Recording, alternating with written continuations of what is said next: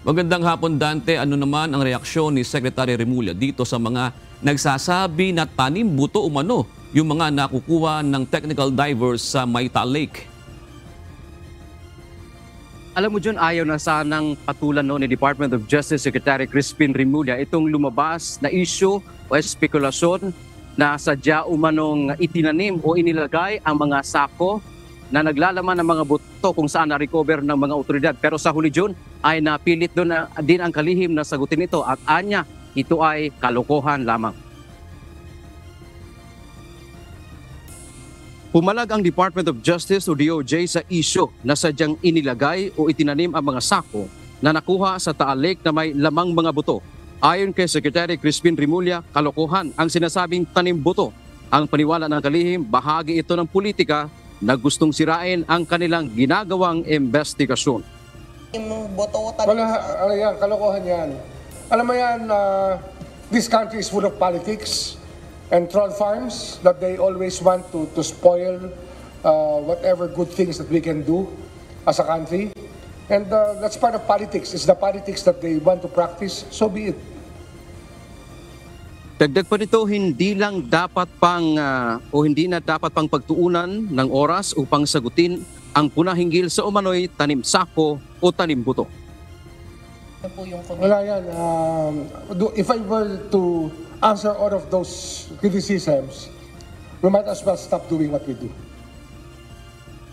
Una nang sinabi ng DOJ na ang pagkakatuklas ng mga buto ay magandang lead sa investigasyon sa kaso ng mga nawawalang sabongero.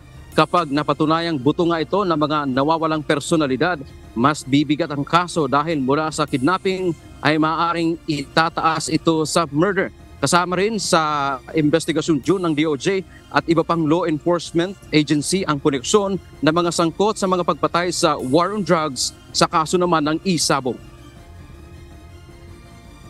May mga taong parehong involved sa pagpatay ng tao sa drug war at sa Isabong. That's as far as we can trace right now, but we will have to establish clearer links to each other.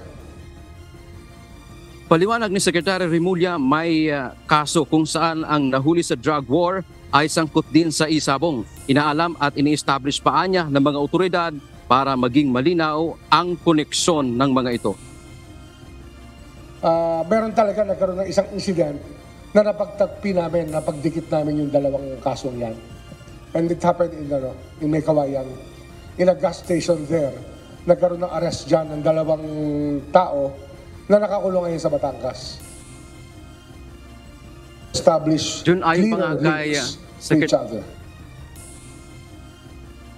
Jun, ayon pa nga kay Secretary Remulla ay pupulungin niya itong si Julie Patidungan alias Totoy sa linggong ito at marami niya isang itatanong sa kanya at wala namang binigay na lead, hint ang kalihim kung ano-ano ang mga impormasyon na gusto niyang malaman dito kay alias Totoy. Pero ang binanggit dito ng DOJ, maganda yung lead ng kanilang investigasyon at lalong tumitibay itong mga pahayag ni alias Totoy kaugnay ngayon dito sa development ng kaso, kabilang na dyan yung pagka-recover ng mga buto dyan sa Taal Lake.